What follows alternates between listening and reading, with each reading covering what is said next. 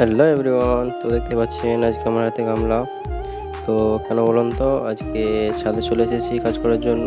তো দেখতে পাচ্ছেন মশলা মাখিয়ে নিয়েছি, মিস্ত্রিও চলে এসেছে।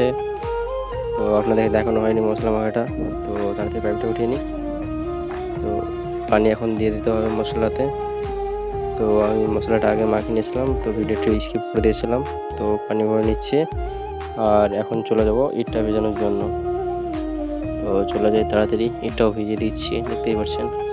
কারণ ইট ভিজা থাকলে মানে গাঁথুনিখানা দেখতে অনেক ভালো লাগে, তো আরও বেশি বেশি করে ভিজিয়ে দিচ্ছি যেন বেশি ভালো লাগে। তো তাড়াতাড়ি মশলা মাখিয়ে নিই, মিস্ত্রিতে বললো যে মশলা লাগবে, তো তাড়াতাড়ি মাখিয়ে নিচ্ছি।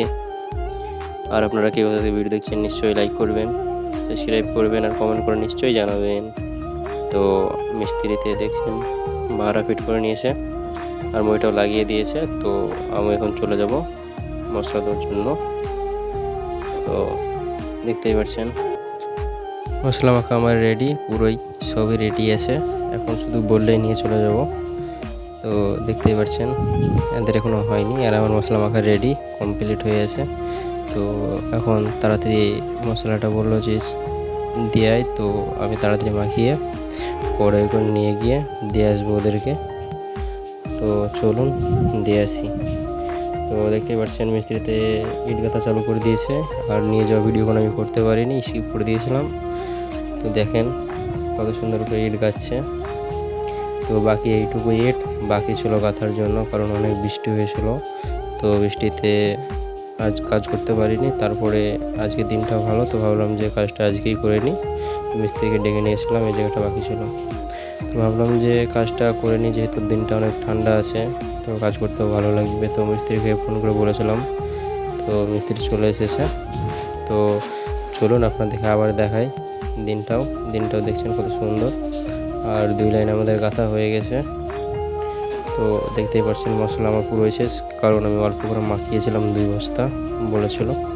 যাই হোক গাঁথা কমপ্লিট হয়ে গেছে। তো মিস্ত্রি ভাড়াও খুলে নিয়েছে, ভিডিওটা স্কিপ করে দিয়েছিলাম, দেখতেই পাচ্ছেন এইটুকু বাকি ছিল। তো এইটুকু আবার গেঁথে দিয়েছি। তো দেখতেই পাচ্ছেন যে ডিজাইনটা একটু ইট ছাড়িয়েছে, তো একটু মশলা দিয়ে ঠিক করে দিচ্ছে।